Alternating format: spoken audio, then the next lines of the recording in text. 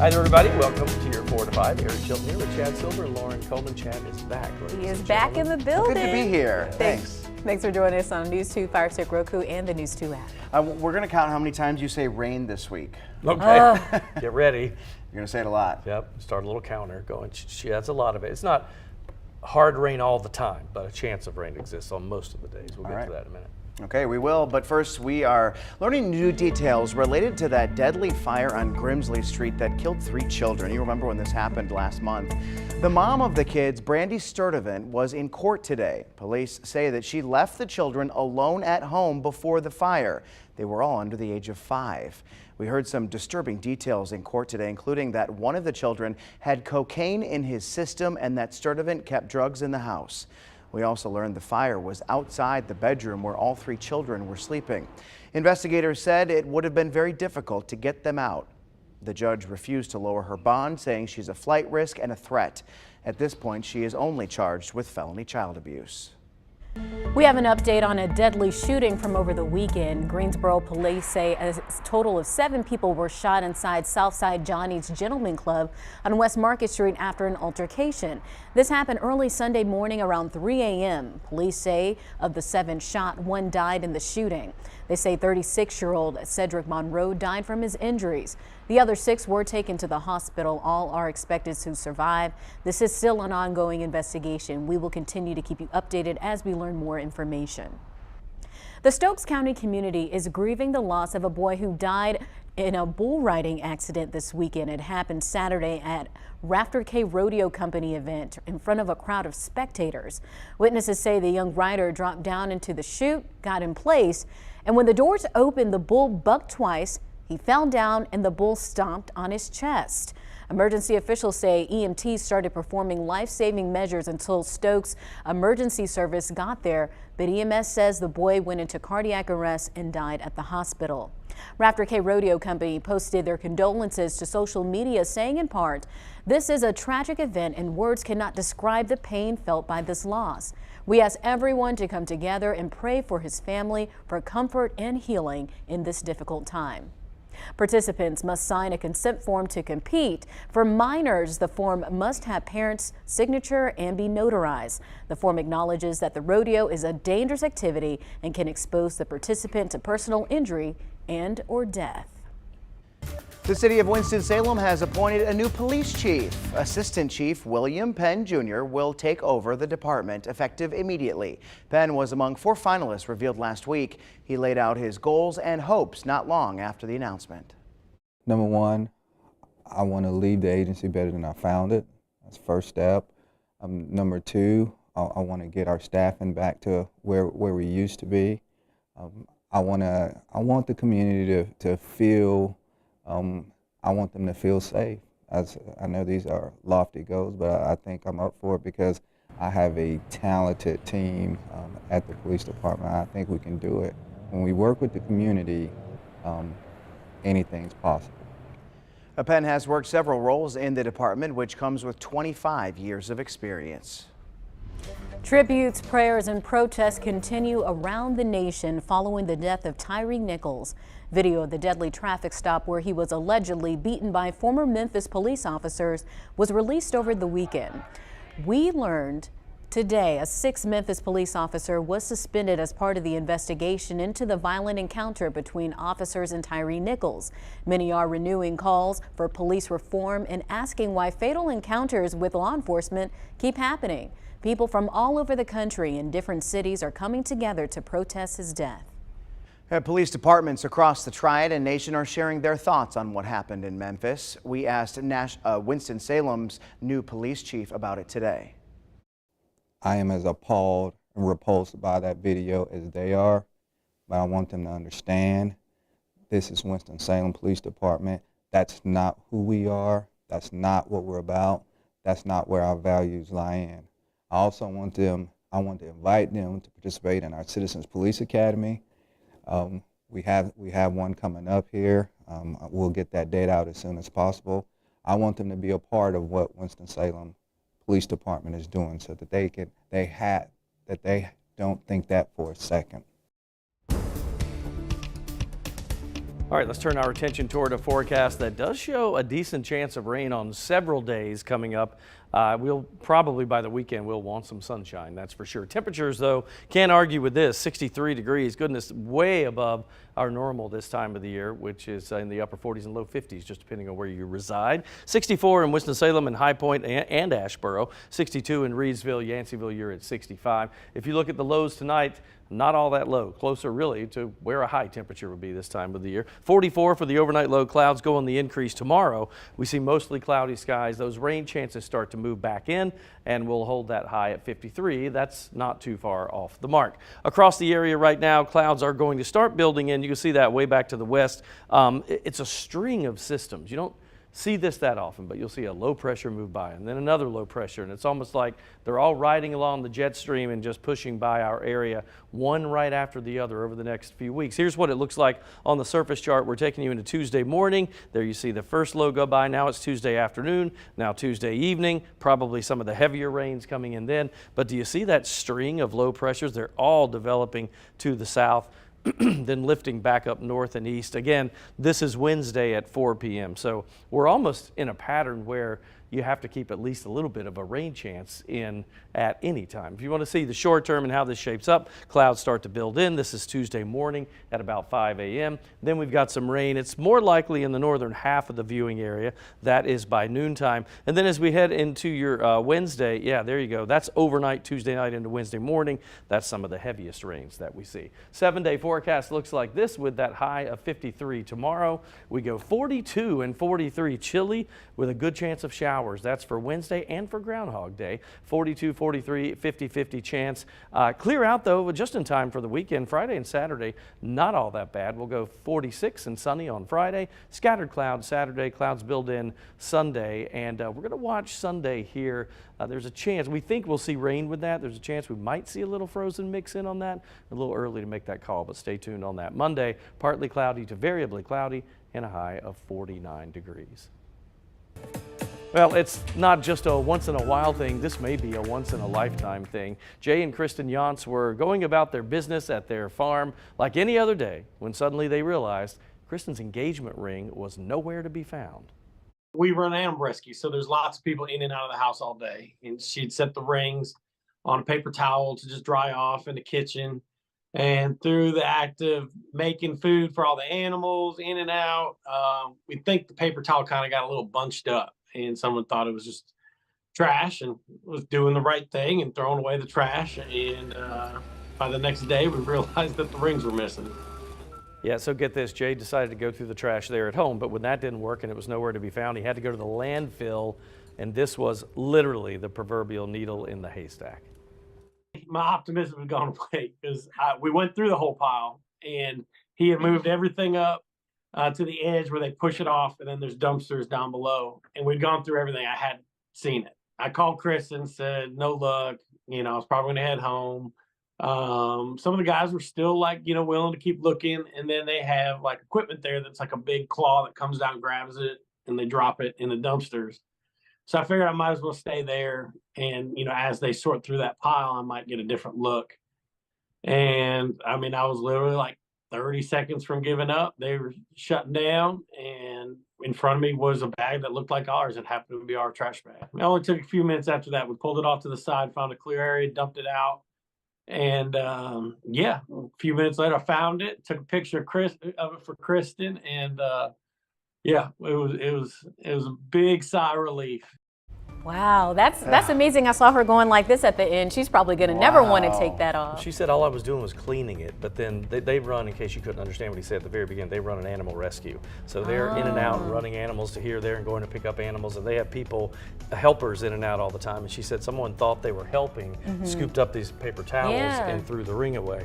But it is, so they live so far out, he said, we don't have trash pickup. We have to take our trash to the landfill. Wow. So that's good and bad. You know, it's good for them, but he said, I knew what type of trash bag we use, and because we have a farm rescue, it's different. And he said, so I could find some of them, but there were still so many that he was about to give up. Talk about dedication, because I think some folks, they would have just threw their hands up even after looking through a couple of bags, but he stayed there for a couple hours and kept looking through. So I just, I can't it's a imagine. once in a lifetime kind of situation. I feel like this It is. wouldn't happen to just anyone. Right, and then you see the ring. That sucker was expensive. Yes. Yeah, so that's probably why he was dedicated, like He probably said, looking through. ain't gonna be two of those, so let's Yeah. find this one right now. Yeah. He did say, he said, and I don't, he didn't want to replace it because it's not the actual ring. It's He said not the there's same. something to that. But he said when he called her, she went crazy and could not believe he found it. Almost So wonder if she's going to get like a necklace or something to keep it around her neck when they're dealing with the animals Don't take it or off. something like that. 'cause- Don't take it off. Yes. Wow. Very true. well, All right, lucky for them. It's true. Take a break. We'll be back.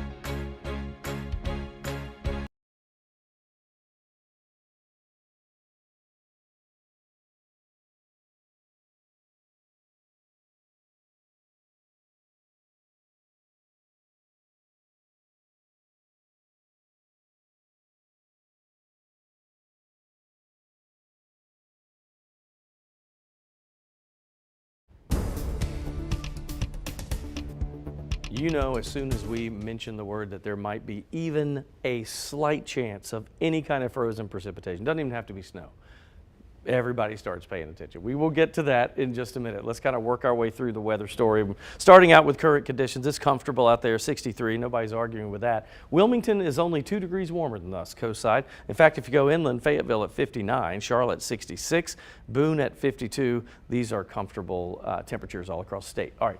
Here's kind of what to expect this week. On again, off again, light rain. We expect that Tuesday. Really, the chance goes through Thursday.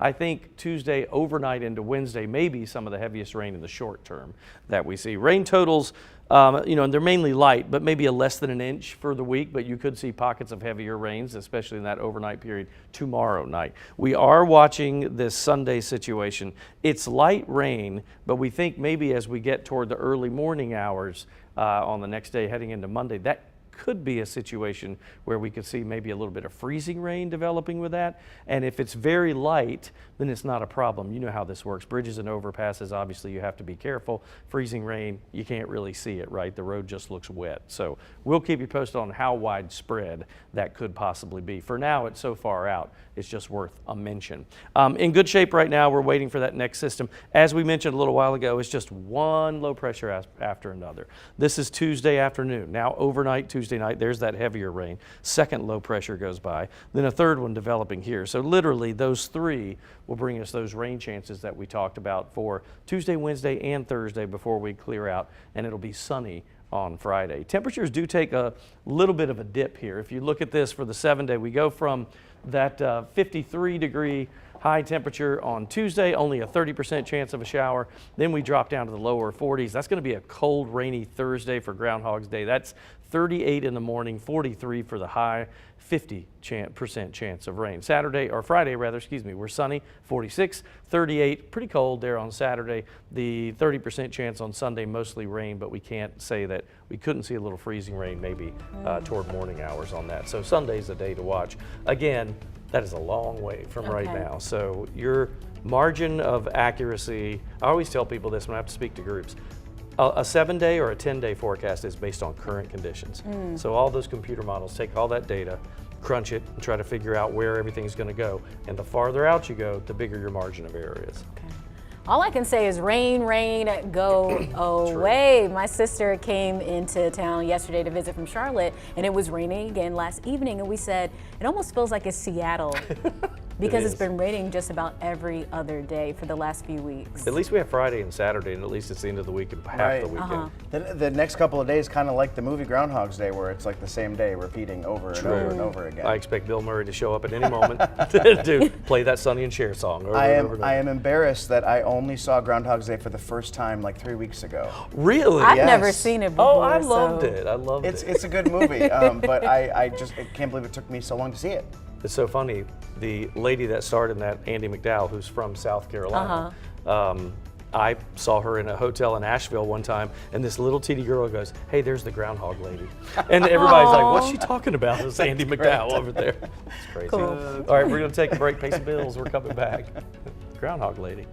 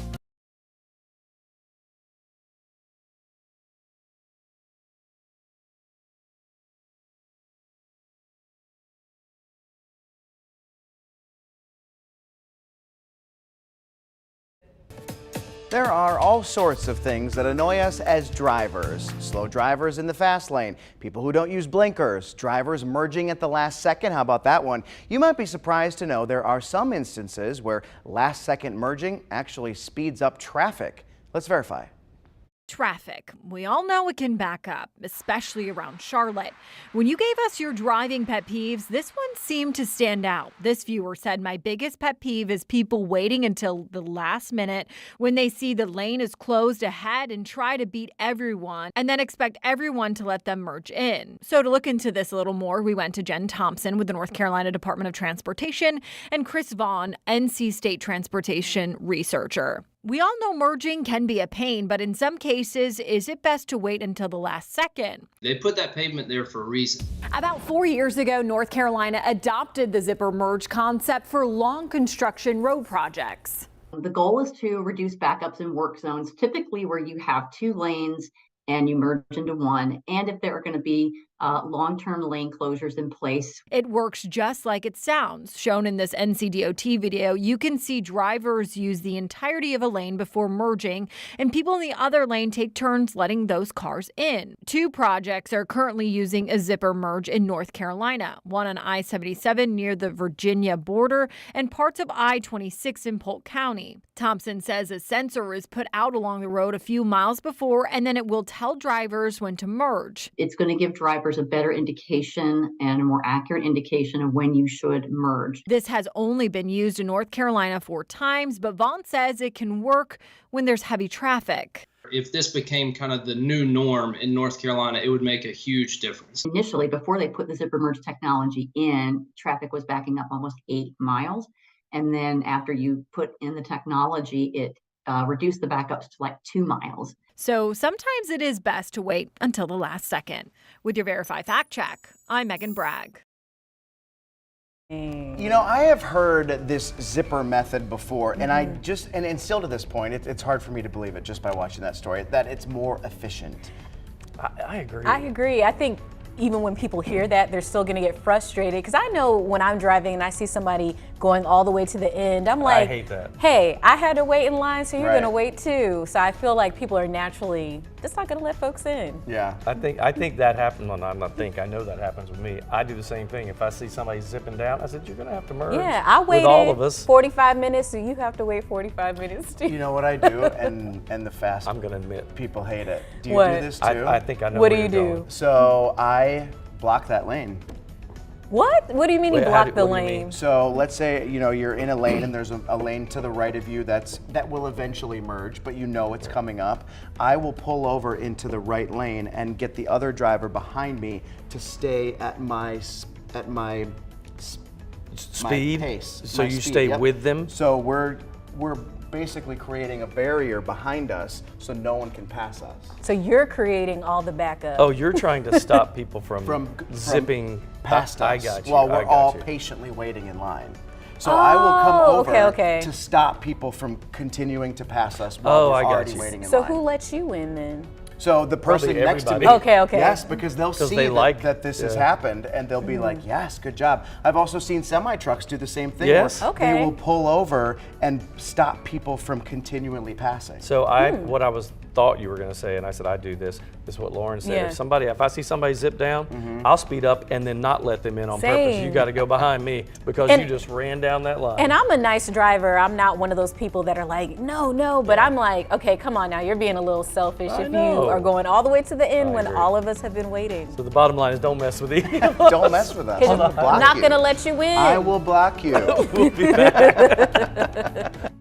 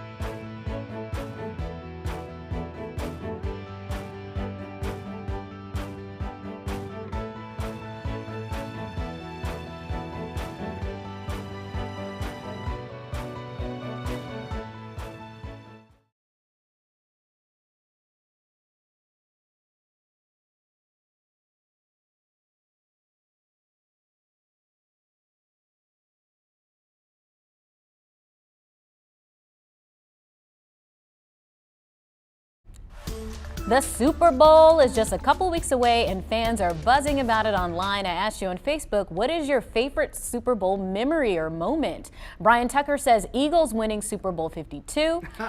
Sharon Wilburn wrote the weekend performance, also Snoop Dogg and the rest of the performers during halftime. Patrick Evans seeing my Pittsburgh Steelers win 5-6. Gregory Ruffin, Giants beating the Patriots twice. And then Diane Milton says halftime show and commercials, which is a lot of folks' favorites. I mean, if you're going to go from the sports side of it, I grew up a Washington fan, so when they won in '88 and '82, I believe, so those were big for me. And when I lived in Tampa and the Bucks won, that was huge because I jumped on that bandwagon. I've been a Bucks and Panthers fan ever since. So I'm more of a halftime show type of girl. Yep. I'm not really cheering for either team, but I love the halftime show. In recent years, one of my favorite moments was back in 2015 when Katy Perry performed because Missy Elliott was her surprise guest. And no one was expecting her to be her surprise guest, and she was so good. Kind of brought me back to my childhood. I remember I was at a party and everyone was like, Missy Elliott, and we got up and started dancing and saying all the words. That was a good one. I was living in Jacksonville, Florida in 2005 in college when the Super Bowl was there. And so just to see them really highlight the city and showcase everything that was around, I mean, it was just cool because it was like my hometown Super Bowl. And it's a giant party. The Super Bowl, there are millions of parties going on around that thing. One of the things too I'll never forget was so the same thing, Super Bowl was in Tampa, but the Bucks weren't in it. But I would use my media credentials to party hop from these different, and it was so cool to get around there and see all these real celebrities. You know, they were everywhere. That sounds amazing. That sounds like a great party, a party I want to be a part of. That's a good one. We'll be back.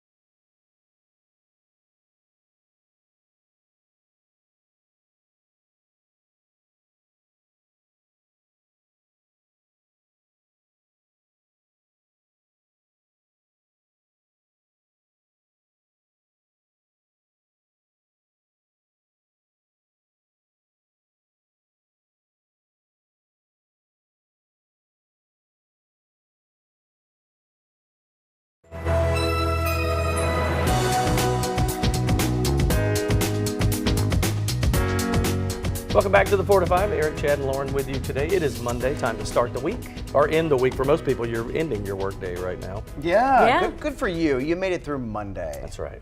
almost there.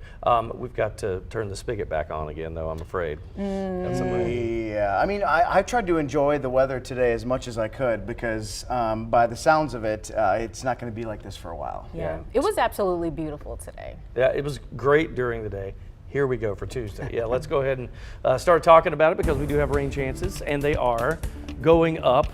You know, it's a 30% Tuesday. All right, Tuesday, not all that bad, but it's really overnight Tuesday going into Wednesday and into Thursday. Those 2 days we could see better rain chances than we'll see tomorrow. So at least we ease into it. And today was just beautiful. Lauren's right. 63 degrees in the Triad, 66 in Raleigh, 61 Asheville. I mean, when you go across our state left to right and you see mostly 60s, we're in good shape, right?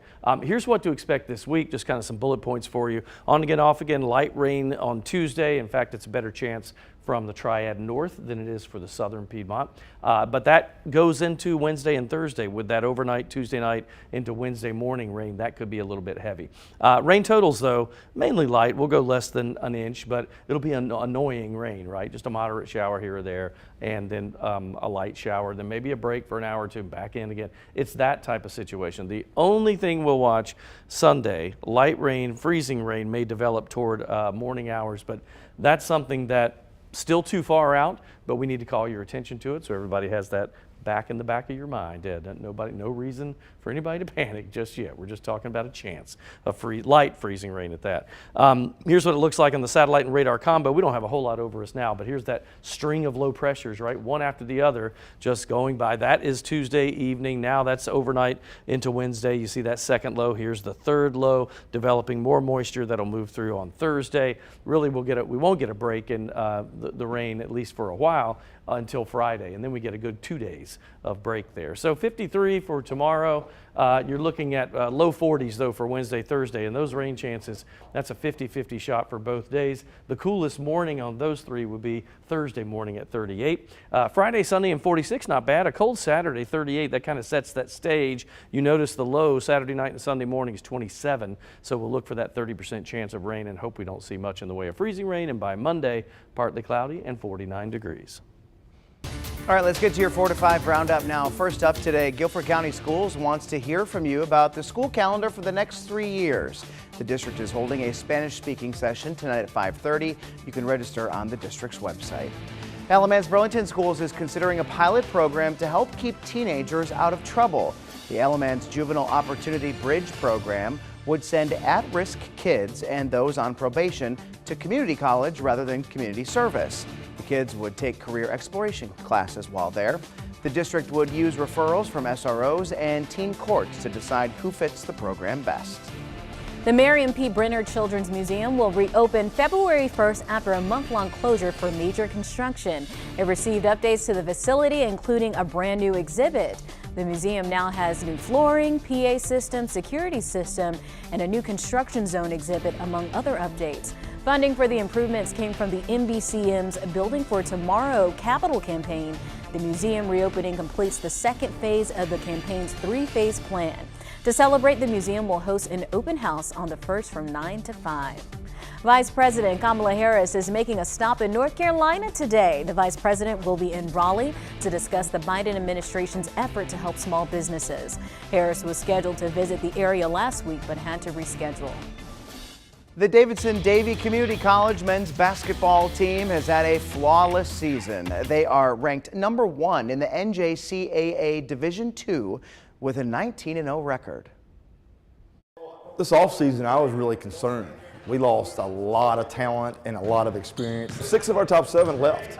And so coming into this year, we were only returning 1 starter, and we had a lot of holes to fill, not just in terms of talent, but experience at this level is so critical. Being in the program, I think that's one of the reasons we come here, because it is a successful program. Like, look at Coach Record, it's outstanding. We always just look at the next game and take that head on. We win, forget about it, and just move on. But I love it here, and because this is a successful program as well, is one of the reasons I came here.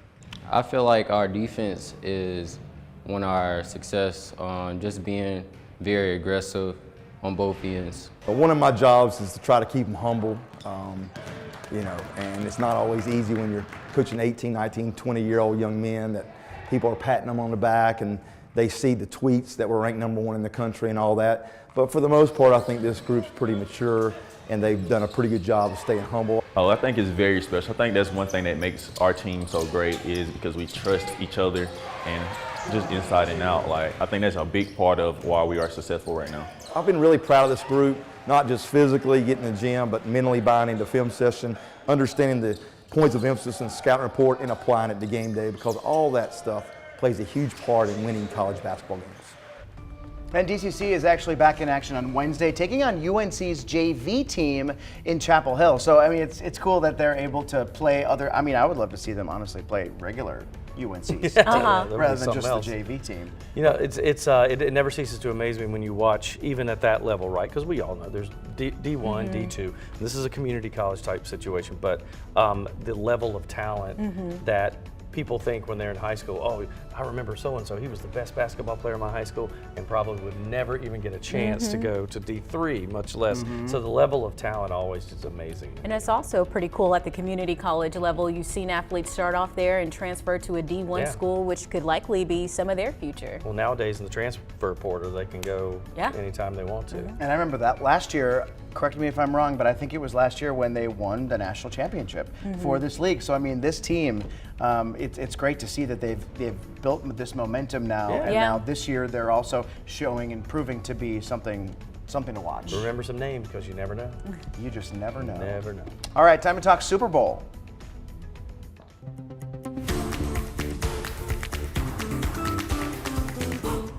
The matchup is set for Super Bowl 57. The Kansas City Chiefs will play the Philadelphia Eagles in Arizona on February 12th. The Chiefs won a nail-biter over Cincinnati last night after the Eagles won big over San Francisco.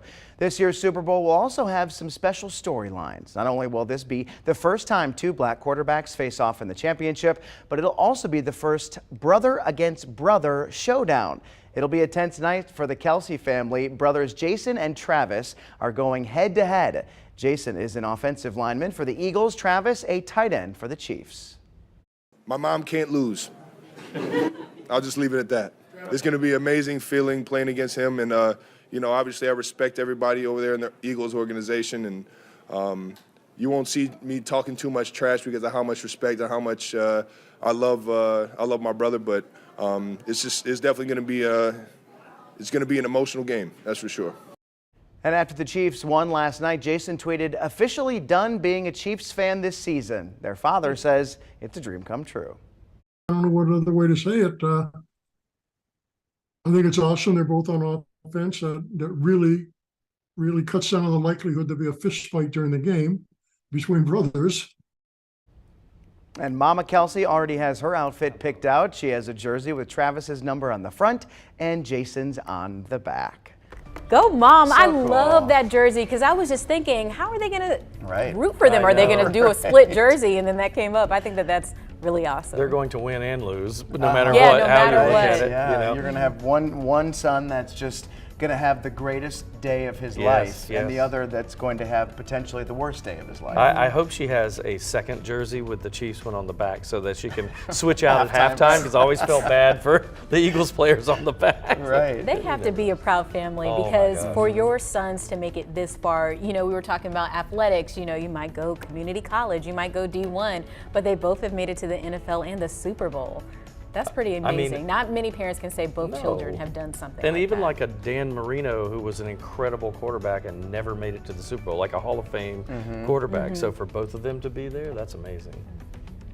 I feel like just how stressed are you going to be watching the game if you're if you're mom and dad? If you're the mom and dad, yes. So one of them, I wonder if they're rooting a little more for one team than the other. Like, say if they have a history of cheering for the Chiefs, or cheering for the other team, they might, you know, secretly be like, I hope they win. I wonder if the two boys say, "Oh, Mom always did like him better." Yeah. So you know what I mean? There's always that sibling thing that's going on. Sibling rivalry. We'll see. All right, we'll be right back. Stay with us.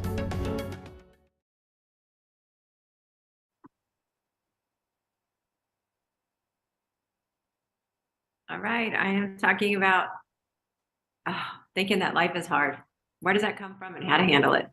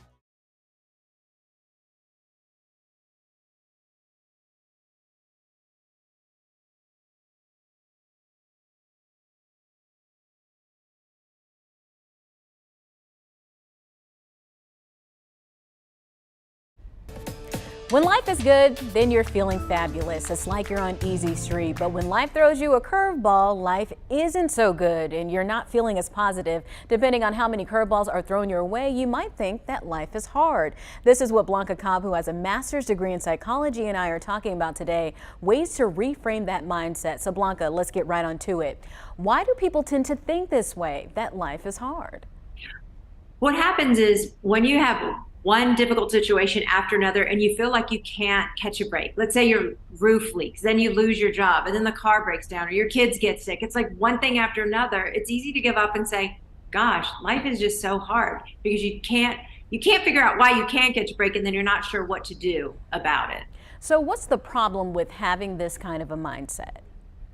It's a very negative mindset, because yes, life can be challenging. Life can be difficult. It's not all sunshine and roses every single day. However, life can be absolutely beautiful. And through challenges, you can really find beauty in life, right? Because one friendship ends and another one starts. So it's not looking at the obstacles only as something that you can't work through. It's like looking at the obstacles and what are the learning lessons of the pain of the past, and what can you bring as you're moving forward through life. So say you're going through a rut, you feel like you're just pushing a boulder up a hill.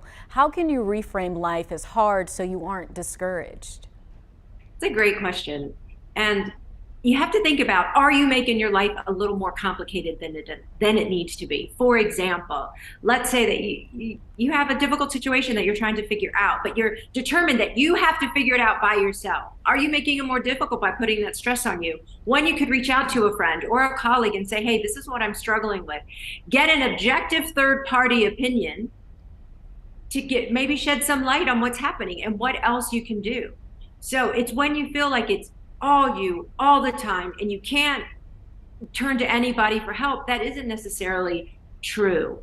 There are resources out there. There are people who would be willing to help you. Some great insight there. Thank you so much, Blanca. You can continue the conversation with Blanca on her Facebook page, Blanca Cobb, Body Language Expert. This whole thought of life is hard, I think, is very normal. We've all felt that way. I think life is hard. As I've gotten older, I'm definitely learning life is not easy. When I was younger, I made really good grades, or I got this medal, or was first place for this and that.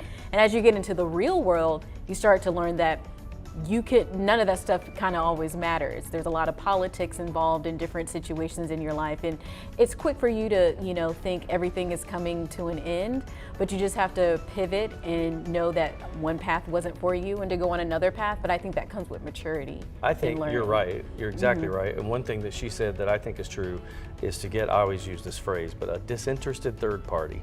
Find somebody else that is not connected to you or your family or your partner, your spouse, or whatever, and talk with them about it, because sometimes it takes that, you got to get out of your head, you know what I mean, and look at it differently. And that's even like with anxiety. I use that excuse because I had that growing up. You had to get out of your head and look at it for what it really is and not for what you're making it out to be. That's why therapy is so great. Yes. You're able to talk through your thoughts, unjumble them, and see the bigger picture. Yep. It's so easy to be able to say life is hard when it's hard, but I think sometimes, at least for me, I forget to say, boy, life is good when life is good. Yes. Yes. That is cool. We don't think about all the blessings that we have in our life, because life is good. You have a job, you have a roof over your head, you have food on the table, your family is healthy. But when you don't get something that you want, or maybe somebody breaks your heart, you start to think everything's the end of the world, when it's really not. It's that stop and smell the roses thing. It's so true, just every now and again. All right, so I asked you on Facebook, what is your go-to thing if you're trying to turn around a bad day? And sometimes it's the simple things here. Emily says, just 70s rock. Reminds me of riding around with my dad when I was little. That's really cute. Edward Schmidt said music, any kind, jazz, classical, pop, country, as long as it's upbeat. I'm kind of with you on that. Kim says, a walk on the beach. Man, if that's not my go-to, I don't know what is. Rhonda Williams says, chocolate and an episode or two of MASH. She's going old school. Paula says, I recently started practicing yoga. So did my wife, actually. And she says, I wish I'd found this years ago. Does wonders for me. Faye says, this time of the year, it's planting something early. Tomatoes, marigolds, petunias, and maybe some herbs there. So that's a good one. I can go, so that my two loves, music and the beach. beach. Music Those are at the my, beach? Yeah. Yep. In fact, my wife got me a little plaque piece of art that hangs up right where my sink is in the our bathroom that says, "You can find me where the music meets the ocean," and that is I so love that. true. I would say mine would be phone calls with my mother. My mom is my best friend. She's my cheerleader. I call her all the time, sometimes 3 times a day, like on my lunch break. She's like, "Lauren, you know I have a job, I'm working." But she just gives the best advice, and she really recenters me, because sometimes I can get lost in my thoughts and internalize things and overthink, and she has me look at it from a different perspective. I So picked just that up with you. having that wisdom, because I talk about my mom a lot, Yes, she just having does. that wisdom and that love, and I literally talk to her every day. I don't a have good anything specific, but just kind of getting away from whatever is upsetting me, is annoying me, or whatever. You know, if it's talking to people, then I just want to sit there and watch Netflix. You know, Yeah. if it's, I just have to get away from whatever it is that has been bothering me, and just do something else. It's more of a distraction than anything. You seem to me like I think you value alone time. Yes. But you love, because you're like me, I love being in the middle of all of it, right? Chad and I think both like, and I think Lauren too. I like to be in the middle where everybody's having a good time. Yeah, It's the be party, around it's fun. people. But I really value that time of just nothing. Which is interesting because, I mean, you know, we were just talking a couple weeks ago about how I don't like to be alone. Yeah, you like to be out and about. I think maybe it's just when I am annoyed with the world. Yeah. You need it. When I just need to be alone, that's Yeah. when I like being I alone. think the older we get, the more we appreciate that alone time. Trust me. I'm telling both of you. Daddy, Trust Daddy. me. When you're in the bathroom, just hanging out. When my wife asked me, "What do you want for Father's Day?" and I said, 2 hours alone. She's like, "Okay, that's fine. We'll be right back." That's good.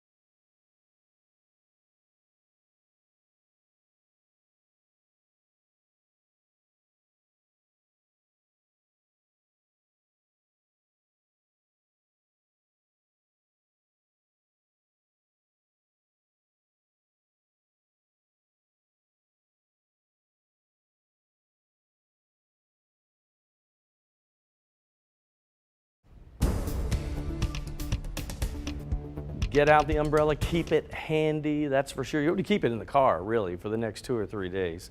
And you look at these readings, the temperature is really, at least right now and tomorrow, not the issue. We're in the 60s today. I think we're going to be in the 50s tomorrow. It's the fact that we get into the 40s for highs and rain that could be on again, off again, heavy at times. I mean, we've had, what, 3 or 4 of these days over the last week or so, week and a half.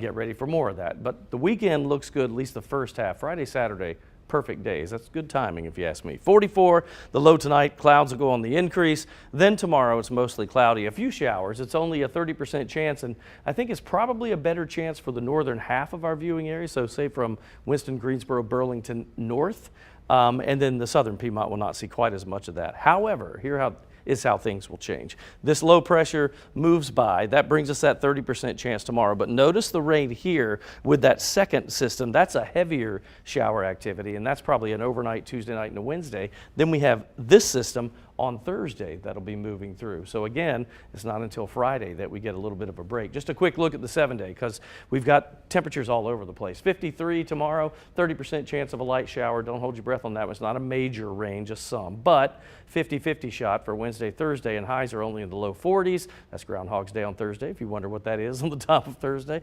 Friday, mostly sunny, 46. We're cold Saturday, 38. Partly cloudy, clouds build. It's a 30% chance of a shower Sunday with a high of 40. But look at that morning low of 27.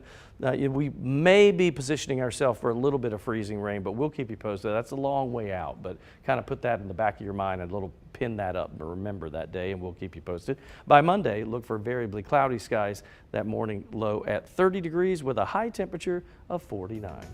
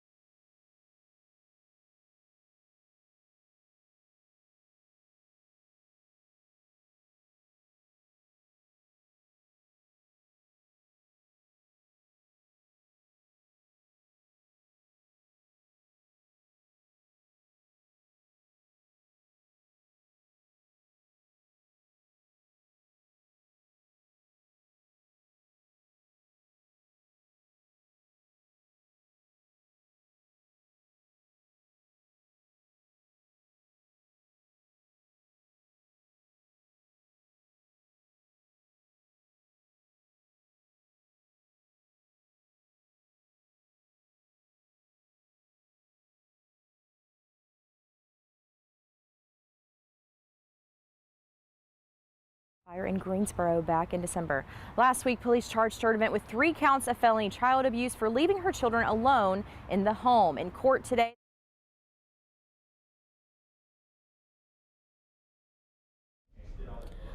Her agent says she died in a California hospital following stroke complications related to high blood pressure.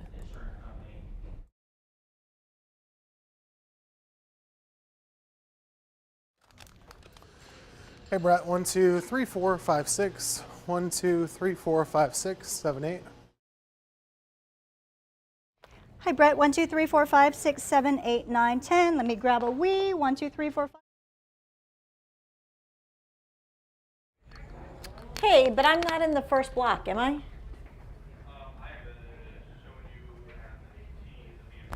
Okay, I did not know that. I will read it and stuff. Okay.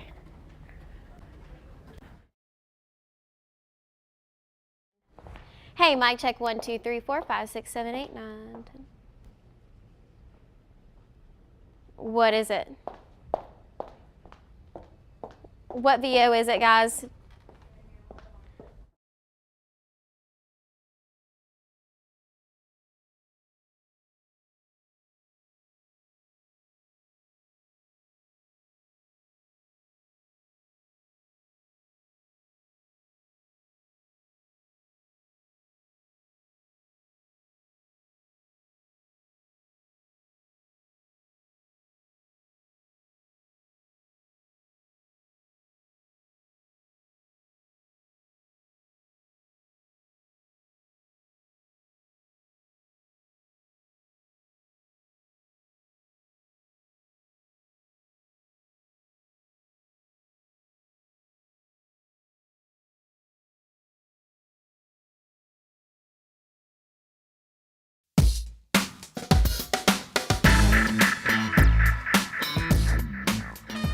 Today I've got something cool to show you. This is my favorite crystal. I've had it on my desk for about 2 years now to ward off negative thoughts and energy. Recently, I moved offices. I felt like something was off. I was overthinking everything.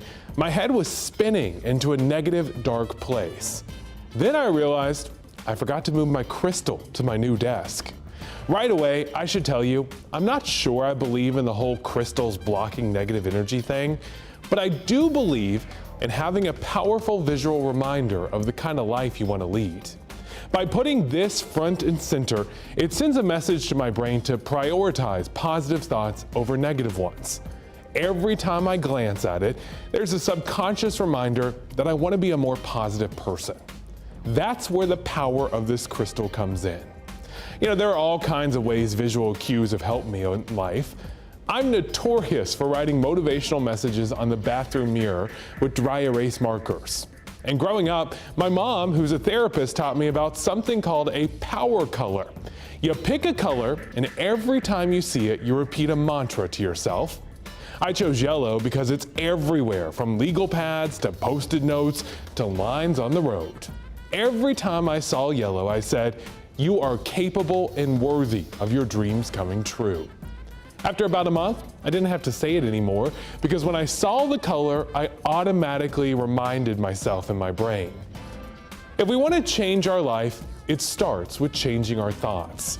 And props like a power color or even a crystal can be a huge help.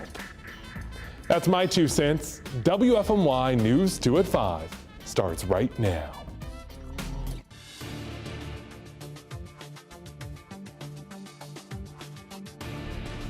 Right now, we are on top of 2 big stories unfolding in the Triad. Alarming details released when a Greensboro mother made her first court appearance. She was charged after her 3 young children died in a house